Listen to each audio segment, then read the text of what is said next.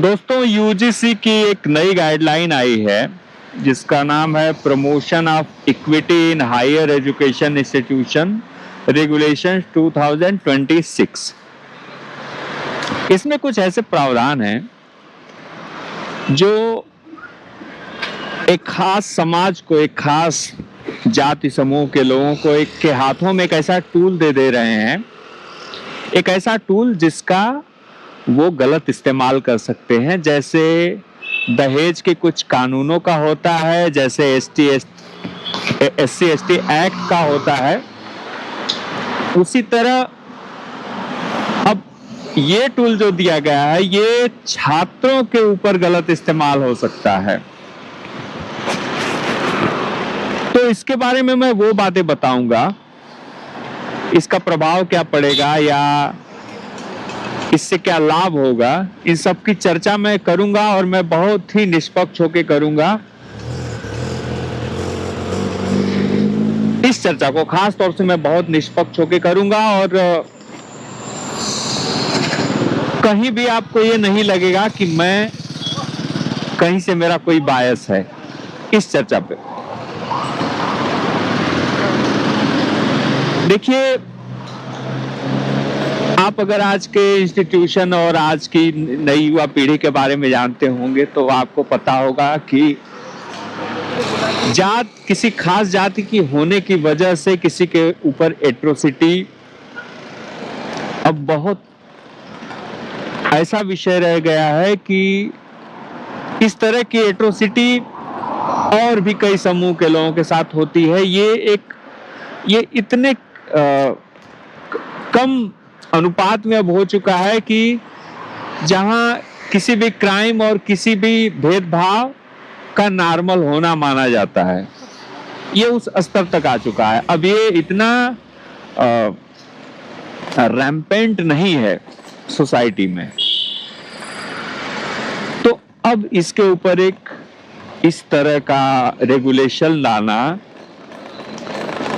ये खास तौर से जो अपर कास्ट के छात्र हैं उनके अंदर एक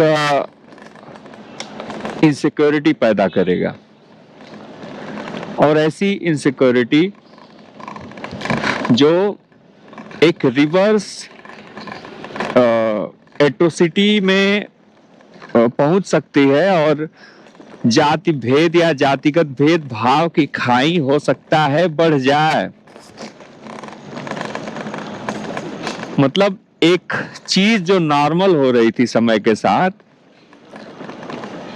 उस जख्म को आप फिर से कुरेद रहे हैं, उस जख्म को या उस भेदभाव की मेंटेलिटी को आप फिर से कुरेद रहे हैं।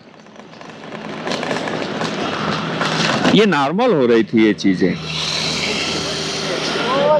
जब मैं पढ़ता था तब ही ये नॉर्मल हो चुके थे। मेरे ख्याल से ये कॉलेजों में कोई या स्कूलों में ये कोई ऐसा विषय रह नहीं गया है। चिढ़ाने या किसी को कुछ कहने की जो बात है वो तो हर तरह से वो संभव हो जाती है। ऐसा नहीं कि कोई दलित है तो उसे ही चिढ़ाया जा सकता है, बाकी किसी को चिढ़ाया नहीं जा सकता है। किसी और समूह, किसी और ग्रुप का प्रति में आने वाले लोगों को भी चिढ़ाया जा सकता है, उनके साथ एट्रोसिटी हो सकती है।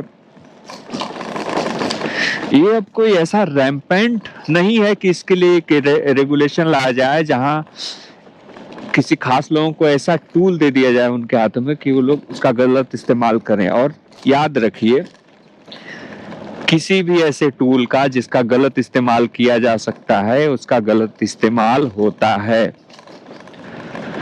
मैं किसी जाति के लोगों को ब्लेम नहीं करूंगा। अगर ये टूल किसी के भी हाथ में आ जाए तो उसका गलत इस्तेमाल करेगा गुस्से में।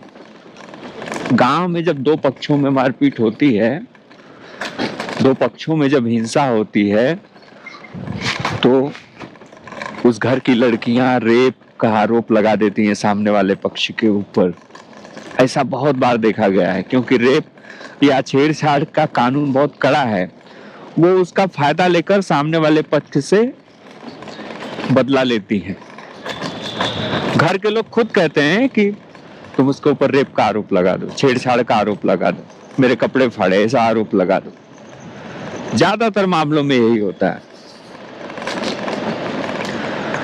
अगर किसी पति पत्नी के बीच में मनमुटाव है, झगड़ा चल रहा है, अगर पत्नी घर से निकल रही है या पति उसको घर से निकाल रहा है, या कोई भी झगड़ा की वजह से जो संबंध विच्छेद होता है, वहां पर पत्नी खास तौर से दहेज का उसके ऊपर आरोप लगाती है, चाहे भले उसने दहेज की मांग की हो या ना की हो।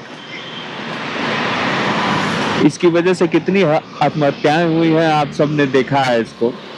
और ये मतलब ये एक ऐसा कानून है जिसका खास तौर से बहुत ज्यादा दुरुपयोग होता है। अब तक आम आदमी, ग्रोन अप लोग, ग्रोन अप जो थे वो इससे जूझ रहे थे। अब टीनेजर्स के ऊपर, छात्रों के ऊपर जब ऐसे किसी कानूनी टूल का दुरुपयोग किया जाएगा तो एक सोसाइटी के ऊपर इसका बहुत ज्यादा प्रभाव पड़ेगा। कोई भी बच्चा जो स्कूल में, कॉलेज में पढ़ रहा है, उसके ऊपर जब इस तरह से झूठा आरोप लगाकर उसे सजा दी जाएगी, वो इंस्टीट्यूट से निकलने के बाद एक क्लीन स्लेट दिमाग लेकर नहीं निकलेगा। उसके मन में विरोधी पक्ष के प्रति घृणा उपजेगी ही उपजेगी। किसी भी लिहाज से ये रेगुलेशन सरकार को नहीं लाना चाहिए, किसी भी लिहाज से ये ठीक नहीं है। और ये सरकार कहती है ना कि मुसलमानों का अपीजमेंट कांग्रेस करती है, ये सरकार भी अपीजमेंट कर रही है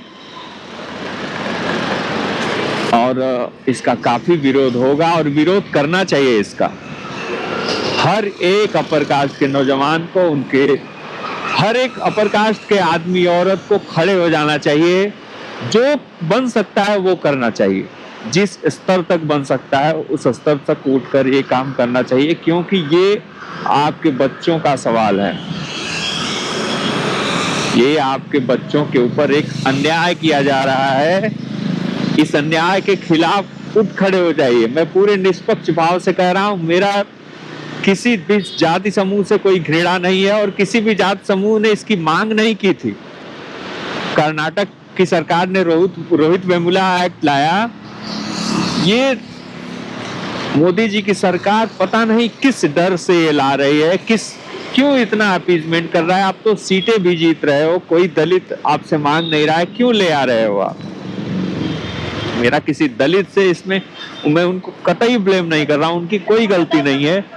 ये सरकार कर रही है और सरकार के खिलाफ लोगों को लामबंद होकर खड़ा होना चाहिए। हर स्तर पर इसका विरोध होना चाहिए, हर स्तर पर इसका विरोध होना चाहिए, बिल्कुल कड़ा विरोध होना चाहिए।